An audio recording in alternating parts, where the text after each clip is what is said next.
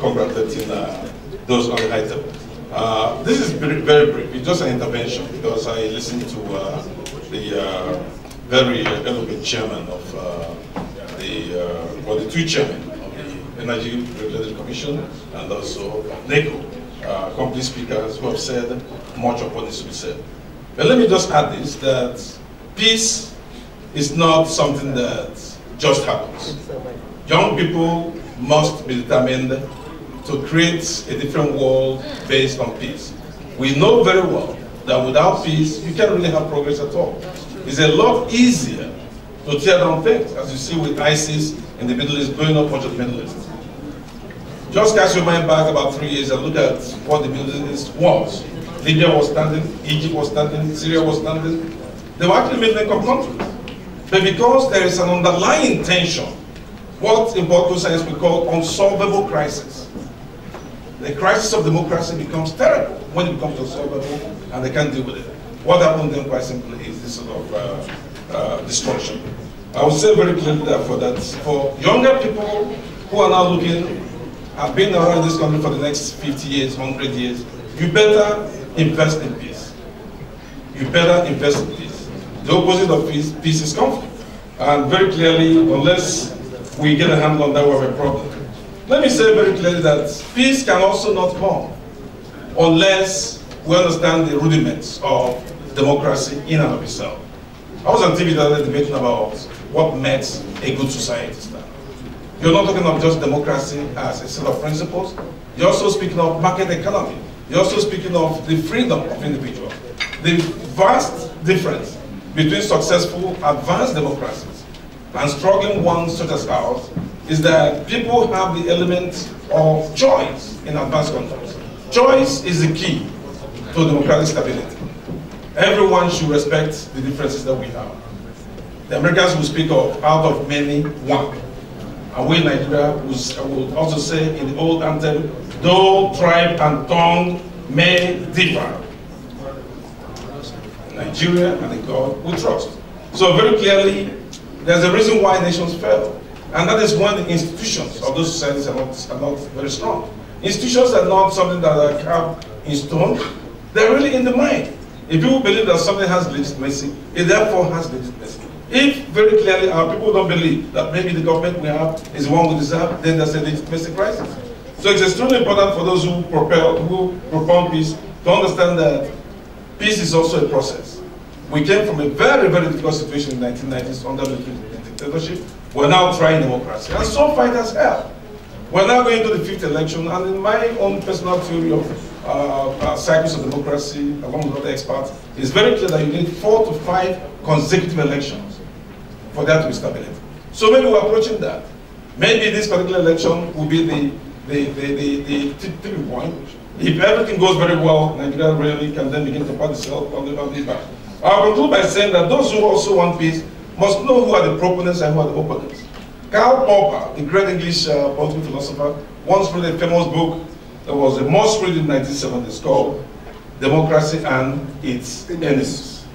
Democracy and Its Enemies. It's not enough to say we're Democrats. It's not enough to simply say we have a constitution, we have a president, we have a parliament, and everything else shall work. It doesn't work that way. The people must invest in these things. Who are the enemies of Nigerian democracy? I'll tell you. There are 5 groups that those who want peace must look out for. And whenever you see them, combat them. John F. Kennedy, quoting the great Renaissance scholars of old, used to say that hell, the hottest part of hell, is for those who stand on the sides, neutral, when everything else is wrong. You come to a point over the next 100 years where you must define yourself by where you stand. And if you see this sort of people, combat them, because they're not going to help us. They'll throw us back again to the abyss. First are the bigots among us. Religious and tribal bigots. They're behind the times. The 21st century has no room for ethno-religious or any other sort of bigot. Those who hate other people just for being other people as it's. Wherever and anywhere people have seen them, they've combated them, they've fought them like the vermin they are. So, and you know what I mean by that. So in every situation, once you keep quiet, that tendency grows. The modern state in the 21st century is a system of ideas. It's not just a piece of paper called the Constitution. If people believe in it, it works. If they don't believe in it, it does not work. The second group you must always pay attention to are those who perhaps could be called the mafias of wealth. People who clearly corner all the money in this country and do not believe in distributive equity. It's extremely important that money circulates. It's very important that all the young people must have things to do. It's very important that all of us have some sort of job or some sort. So income distribution is extremely important, and there are ways of ensuring. Then you have all those who very clearly are dictatorial by temperament, just dictators. Whether they be military, whether they be ordinary civilians, you have a situation where it begins in the mind. The authoritarian personality is a short step to the totalitarian personality. Examples of totalitarians in history have been your Hitlers, your Stalins, and so on and so forth. They have no room for any other person. You must be aware of them. Yellow journalism is another enemy of progress. Very clearly, we're in a situation where much of what we have that passes for journalism may well be attacked journalism and so on. And I call upon the journalists here to understand that as agenda setters, they must be fair to all and sundry by giving everybody an equal voice if it's possible. Then you have the external world. There are those who don't wish us well. They too are enemies of progress and enemies of our democracy. So in conclusion, I'll say that those who want to build peace must, like those who go to equity, come with clean hands. You must define peace yourself. You must come to a point where you understand what you're doing, because very clearly, if you succeed, Nigeria will be not only just the 26th largest economy in the world, in the rebased set of statistics, but perhaps the 6th. I'll conclude by saying that it is extremely important that we build a novel African civilization. Ever since the year 1492, and you know what happened about 1492, Columbus began to sail. But even before Columbus sailed, about 1453, a man called Roy de Sequoia appeared on our coast, heralding the age of imperialism as it is. From 1453 to now, Africa has not caught its breath. We went from the European intrusion to the rise of missionaries, capitalism, as well as the slave trade and eventually colonialism and imperialism. It's time we define what Africa can become. And on that note, I'm glad to announce that the legislative powers acquired by the African Parliament is extremely important, and it's very clear to the younger generation that your future is bright. I will urge you to stand up and go for it. Thank you very much.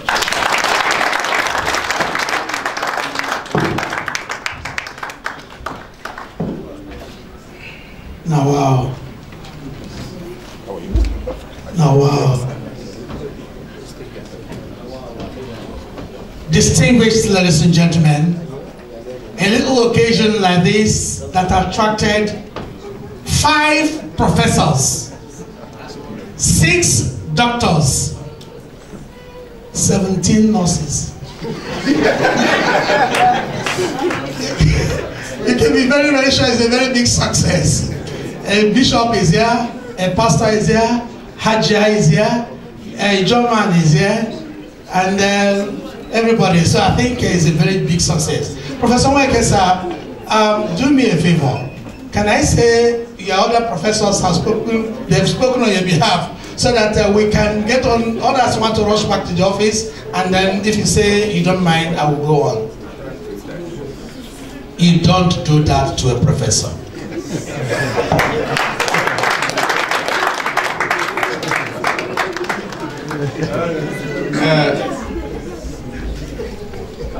Distinguished men and women of the high table, might then, for the sake of time, stand on existing protocols, but he couldn't have shut a professor up. I've been standing and talking for the past 37 years, and for him to beg me not to talk. Well, I was interested to talk because of one assignment given to young men by the distinguished member of the House of Representatives, definition of peace. Because unless we define peace, all that we've been talking here meant nothing. And the definition of peace is multilateral. It is multilateral because prior to insurgency in Nigeria, we used to think about peace of mind. We used to think about peace of armed robbery. We used to think about peace of accidents, of which our Queen was a victim. But today, all of them are now junior brothers to Nigerian insurgents.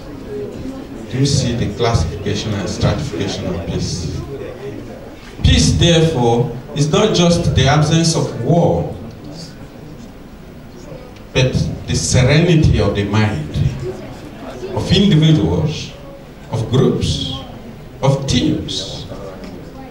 So, young men and women that will pilot the machinery of our democratic growth, the assignment before you is to not just achieve the eradication of insurgents, the eradication of armed robbery, the eradication of any conflict, but total eradication of anything that bothers the mind, the serenity of individuals.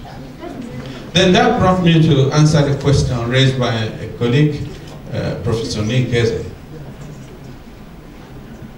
on the relevance of United Nations.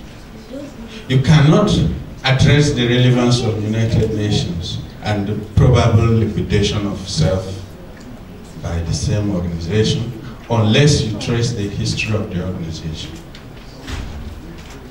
And the same thing is holding sway in Nigeria. Unless Nigeria accepts that they did not win war against any tribe, that they did not win war against any religion, that they did not win war against any gender, we are joking with peace. And then I'll give you a little poem and I leave the floor for others to talk. And the poem says the distance. The distance between me and you is not the kilometers between us. The distance. The distance. The distance. The distance is that we are talking to each other, but we are talking through each other. The distance. The distance. The distance is that where a man does not see the good thing about Enugu because of geographical and nomenclature point of view. The distance. The distance. The distance. The distance between Igbo man and the Hausa man is not the conflict between them. It is non-acceptance of each other. The distance. The distance. The distance. The distance between a man and a woman is not because they differ in structure. It is because one thinks is higher than the other. The distance. The distance. The distance. Thank you. Ladies and gentlemen, the distance between these awards and the audience is the children. The distance.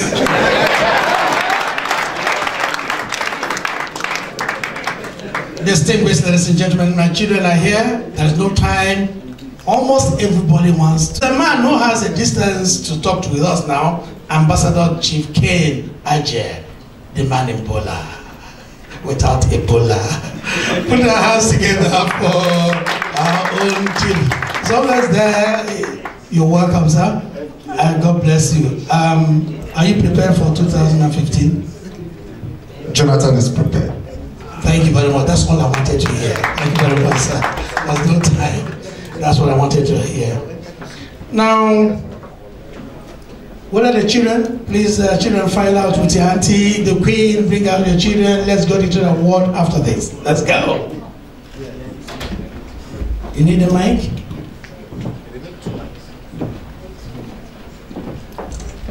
By making a song complete, I hope you enjoyed it. Thank you.